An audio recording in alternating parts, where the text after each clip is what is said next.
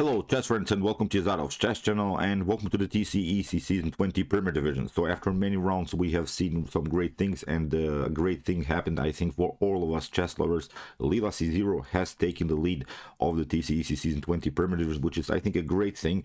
We have seen recently a pure domination by Stockfish and NUE. Now LC0 is competitive again, and that means we'll have really a great super final in the TCEC Season 20. I think this finals will be really the best finals ever, and I can't wait to see how Stockfish and NUE will battle this super strong LC0. So I wanted to also thank you for commenting many times on these games, because I've seen many times some computer experts are joining my channel, and they're writing some things about the net that Lila is using, why Stockfish doesn't perform so good anymore. So I would love to join this discussion, but basically I'm not good in this computer things, and that's why I learn every time something new when you write a comment about that. As I said, thank you very much. Then I can inform myself more about the net that that Lila is using, also about some other things that I would basically have no clue about. So that's why, again, thank you very much. And I think this super final will be also great for chess lovers, but also for our friends, for the computer experts. So it will be really a beautiful moment in chess history. So let's check out now one game by the leader, by LC0. It was again against the top engine Scorpio. Scorpion has been brutalized recently really by Stockfish and NUE and LC0, but that's because of this opening that the TCEC is choosing. Basically black has to play some dubious openings, which gives white really in the beginning a nice advantage, and then the top engines like LC0 and Stockfish and NUE are punishing these inaccuracies in the opening, and that's why they win also many games. So as usual in the top engine games, we have the sound round one, and we have this Mortal Kombat sound. So fight. So here knight to f3 played by LC0, knight to f6. This was still pre-arranged. C4 after e6 d4, and now we have c5, which is the Bloomfield counter gambit, but it basically is transposing into some Benoni structures. After d5 we have e takes d5 and c takes d5, and now comes the move bishop to d6. And I've played many times against the setup because I'm a d4 player, and many times I made this mistake, knight to c3, and then I played e4, which seemed to me like a logical idea. But the idea about this move bishop to d6 is simply to maneuver the bishop here to a5, then take out the knight on c3, and then black will have a nice pressure, I think, here against the weak e4 pawn. So that's why here after knight to c3, bishop to c7, and bishop to g5, which is also very good to get our bishop out.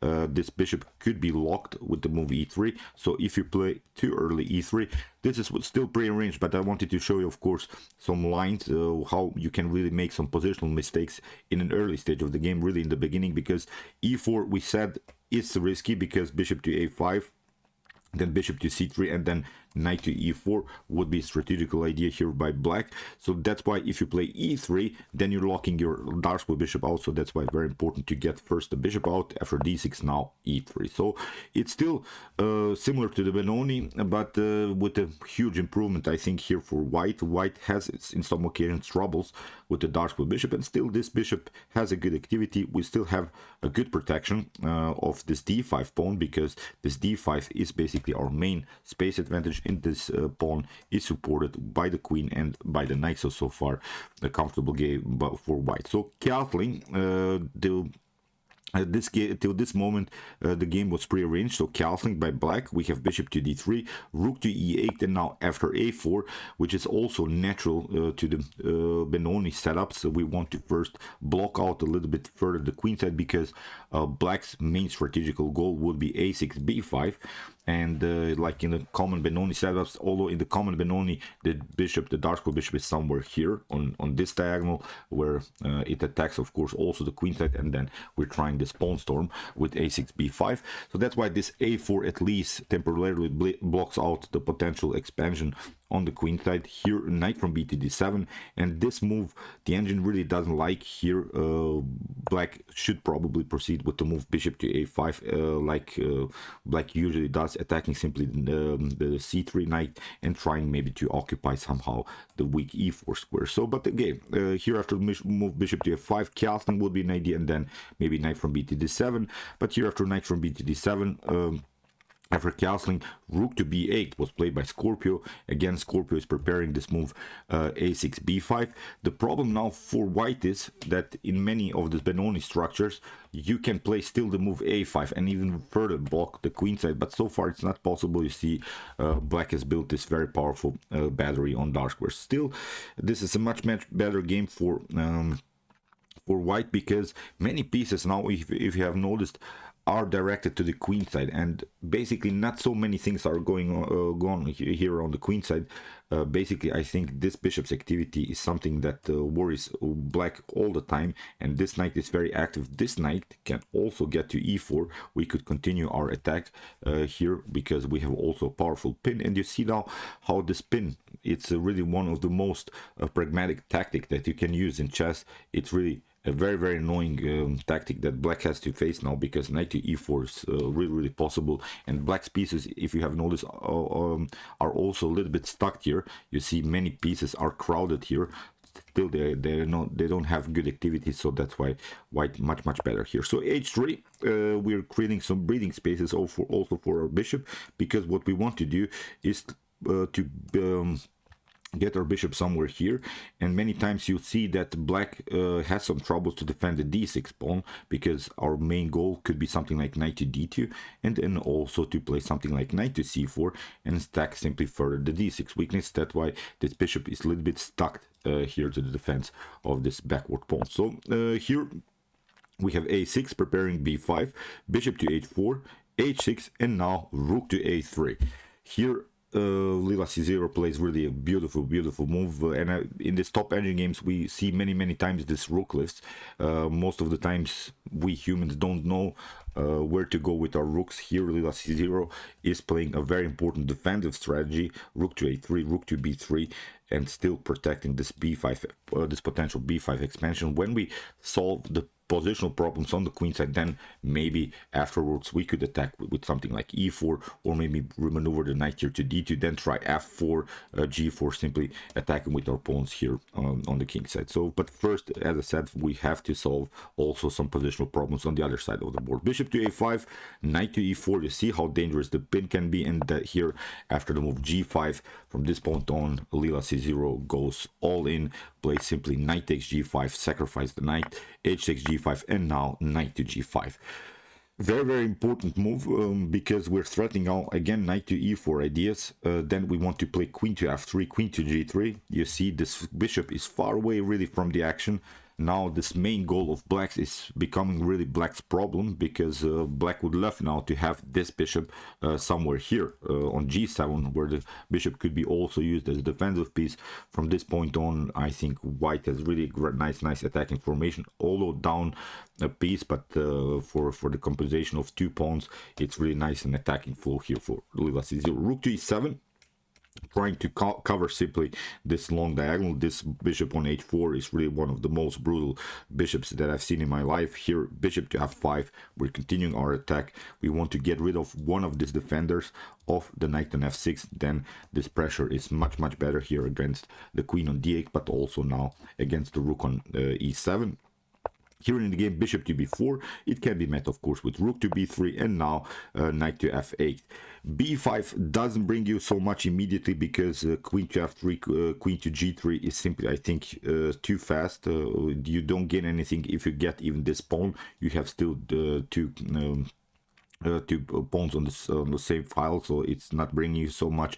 Your bishop basically stands in the way. This bishop, you would love, as I said, to move anywhere, just you don't want to have it on b4. You would love to have it somewhere here, and then maybe to push further with b4, similar stuff. So at b5, it's again a little bit too slow. After the move rook to b3, knight to f8, and we have now knight to e4, again continuing our pin, knight to e4, after bishop to e4, bishop to e7 is not good, because here you lose simply too much material for one rook. Black would continue in this line with 3 minor pieces against the rook, so it's not a good continuation here. So that's why bishop to e4, here queen to e8, and now bishop to b1. We're threatening also some rook and bishop and queen batteries, so the knight is also a little bit stuck here on f8. This bishop doesn't have a good activity, because this bishop on b1 cuts off basically the only good square that black can use here. And also when we evaluate this bishop, it is maybe on this either side of the board, but a bishop's function is the best when the bishop is attacking something. So the bishop here on b4 is not attacking anything, so it's also a bad piece. So far, three passive minor pieces here for black. So f5 here, Scorpion is trying to block the long diagonal. If you try something like rook to e5, it's not so good because still you get bishop to f6. If you try to cover, then f4. You see how dangerous this can really be. If you try something like rook to e3, then the queen comes very active into the game, and you have also some problems after bishop to g6, then followed with queen to f8.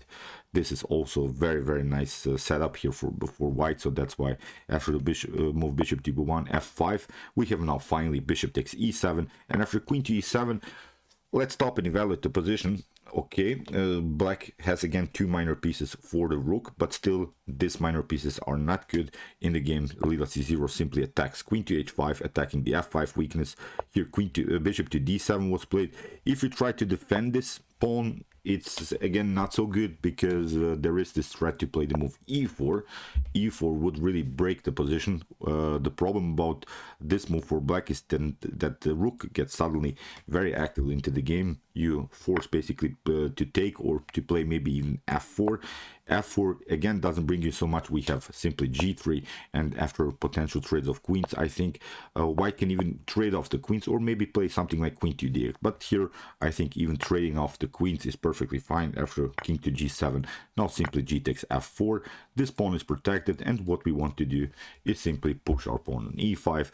This central pawn storm that white has here now is, I think, again simply too much to handle. We can play again something like king to h2, get this rook on the g file, and simply pushing our pawns. And I think black is in serious troubles here. So after the move queen to h5, so you see it's not good here to defend this. e4 is the main tactical threat, so that's why bishop to d7. We have bishop to f5, and here after bishop to a4 here, pardon me, not stockfish, Lila c0 simply sacrifices the rook for the exchange. After c takes b4, we can notice now that again nothing dramatically has changed. Again, we have here a very nice pawn majority. We have here 4 connected pass pawns for 1 minor piece, and the problem again for black is that black cannot make so many things, at least not fast, here on the queen side. You have to play something like, I don't know, a5, then move the bishop somewhere, then maybe a4, a3, and then you have gained basically 1 pass pawn. So it's simply too slow because still white can always play something like f4, or maybe get this rook somewhere here, or rook to c1, rook to c4, and then maybe rook to g4. This would be a very, very annoying attack that black has also to take care of.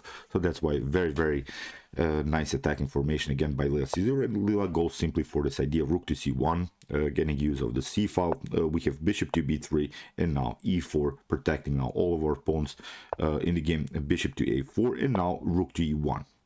Maybe even rook to c4 is a possibility, then maybe bishop to e8, but again we can create new checks. If you try to cover, I think again we can play even trade off, then go with the rook to c7 and simply push our pawns f4, e5 and similar stuff. So after the move rook to e1, here bishop to e8 again played by Scorpion. We have queen to f6, king to f7, and now rook to e3. Very nice rook lift, again a new rook lift by Lila c0, rook to f3, and then some discovered attacks against the king are also possible. So here queen to f6, we have bishop to g6. You cannot take, of course, here with the queen, and then you get deflected with rook to f3. Here in the game, king to g8 was played, and again rook to f3, very cool move. And now after queen to g7, here Lila c0 found really one of the most beautiful moves, I think, in this season. It's the move bishop to h7. What to do? Of course, You cannot take here with the queen. You're under check. If you take here with the queen, the bishop on h7, then we have here rook takes f8. It's a checkmate. So you're forced to take with the knight. But now after queen to d6, we're threatening simply rook to g3. We get out of this mess, and it's simply too much to handle because also the rook is attacked. Very nice attack here by LC0. Knight to g4, rook to g3. Now comes this idea. We have rook to c8, but now after queen to f4, okay, you can play one check, but after g takes h3, again the queen is hanging. After bishop to g6, h4, threatening h5, and then grab the bishop. King to h8, h5 anyway. We have queen takes b2, and now after h takes g6, you see we have now created pass pawn. The materials 1+ pawn for white, but this pawn is so advanced, your king is still endangered with some queen to h4, queen to h7 ideas, and then followed with queen to f7, checkmate threats here. So that's why here LC0 was challenged, had to trade off the queens. But after queen takes c1 and rook to c1, nothing dramatically has changed still. This is a winning continuation here for white. King to g2. This is now simplified rook and pawn endgame, in which white is simply much faster. After move rook to e1, f4, we have rook takes e4, but not a problem. We have created now two connected pass pawns. F5, we have rook to f4, and now g7, the check. After king to g8, we can now create another pass pawn here, d6. After rook to f5, now this rook comes, and you cannot catch up with both of them because this pawn is taking this very important square for the rook. Very nice endgame here, endgame technique by LC0. You cannot get the rook back on the 8th rank. Here you have only one check, but nothing is changing here. After the move rook to c5, we have d7, again a new check, but no checks are possible. And now after the promotion of queen, here it's of course a completely winning endgame here for white. After move rook to c3, we have some checks, rook takes c3, b takes c3, and in this position black resigns. So incredible game. Really, I'm glad that LC0 is performing very good. We'll have really such a nice super final between Stockfish and NUE and LC0. It will be the clash of titans. Be prepared, some wild things are waiting for us. So okay, I hope that you enjoyed this game. I really enjoyed it a lot. If you want to see more brutal attacks and positional brilliancies like this, check out my commented chess games played by computer series. Here's the link. And if you want to see the humans battling in their best chess games, check out my best chess games of all time series. Here's also the link. And if you like this content, you can also subscribe to my channel. See you soon with some more videos, and chess is the best, of course.